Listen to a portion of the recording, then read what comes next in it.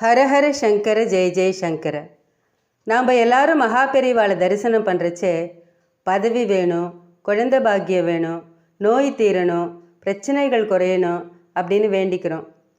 நம்மளோட கண்களுக்கு அவர் வெறும் மகானா தெரிகிறார். ஆனால் சில பேருடைய மனசுக்கு அவர் ஞான திருஷ்டியை கொடுத்து எதை கேட்கணுமோ அதை கேட்க வச்சுடுறார். இந்த பாக்கியம் எல்லாருக்கும் கிடைக்கிறதில்ல. பல நாடுகளுக்கு மாமன்னனாக விளங்குகிற சக்கரவர்த்தியை பார்த்ததும் காலில் விழுந்து 2 மூட்டை அரிசி வேணும்னு கேட்குற ஏழையை பார்த்து நாம் கேலி செஞ்சு சிரிப்போம். அடப்பாவி, ஒரு கிராமத்தையே வேணும்னு கேட்டால் கூட அந்த மன்னன் கொடுக்கறதுக்கு தயாராக இருந்தான். அவங்கிட்ட அப்படி கேட்காம 2 மூட்டை அரிசி கேட்குறியே, ஆயுசுக்கும் சந்தோஷமாக இருக்கா மாதிரி எதையாவது கேட்டு நிம்மதியாக வாழக்கூடாதா அப்படின்னு நாம் நினைப்போம். அந்த ஏழைக்கு கொடுத்து வச்சது அவ்வளவுதான் அப்படின்னு சொல்லுவோம். அந்த ஏழை பணத்தோட அருமை தெரியாதவனாக இருக்கிற மாதிரி நாம் மனுஷ ஜென்மாவோட அருமை புரியாதவாளாக இருக்கோம். காஞ்சி பெரியவரோட உண்மையான நிலையை தெரியாதவாளாக நாம் இருந்துட்டுருக்கோம்.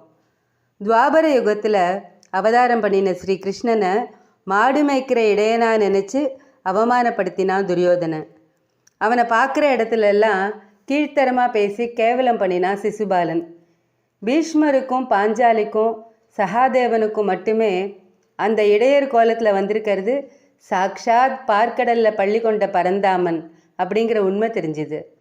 அந்த மாதிரி காஞ்சி பெரியவாளை வெறும் ஞானியா மகானா நினச்சி தரிசனம் பண்ணுறதுக்கே கோடானு கோடி மக்கள் வந்திருக்கா.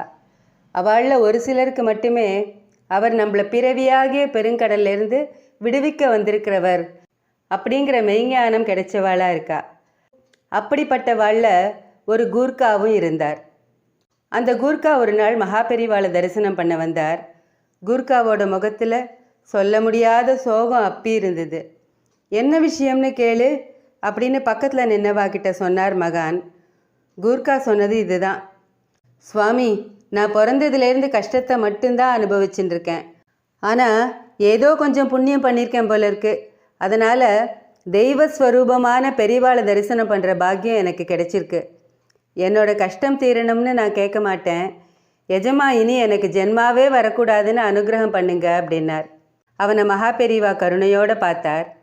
நீ கேட்ட மாதிரி வரம் கொடுக்குற சக்தி எனக்கு இல்லைப்பா. ஆனால் நான் தினமும் பூஜை பண்ணுற சந்திரமௌலீஸ்வரர்கிட்டையும் அம்பாள்கிட்டையும் உனக்காக நிச்சயம் வேண்டிக்கிறேன் அப்படின்னார் புன்னகையோட. கூர்க்கா இதை கேட்டு மகிழ்ச்சி அடைஞ்சார்.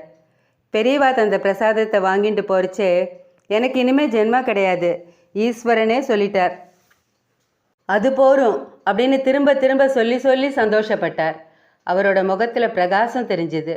கொஞ்ச நேரம் அவனையே பார்த்துட்டு இருந்த அந்த பரபிரம்மம் பக்கத்தில் இருக்கிறவாக்கிட்ட, ரொம்ப நாள் கழித்து இந்த மாதிரி ஒத்தனை எனக்கு ஜென்மா வரக்கூடாதுன்னு கேட்டு வந்திருக்கான் அப்படின்னு சொல்லிட்டு கண்களில் ஞான பிரகாசம் பளிச்சிட்டுது. வரம் தரும் வங்கின்னு நிறைய பேர் அவரை நினச்சின்னு இருக்க, அந்த கூர்க்காக்கு மாத்திரம் பூர்வ ஜென்ம புண்ணியத்தினால காஞ்சி மகான் பிறவி நோய் போக்கும் அருமருந்துங்கிறது தெரிஞ்சிருக்குமோ? இருக்கிறதுலையே ரொம்ப பெரிய பிணி பிறவி பிணி தான். பிறந்து பிறந்து சாகிறதுல அர்த்தமே இல்லை. கடவுளோட 2 கலக்கணும். பிறக்கவும் கூடாது, சாகவும் கூடாது. மோட்சத்தையே கொடுக்க வல்ல மகாபெரிவா திருவடிகளே சரணம்.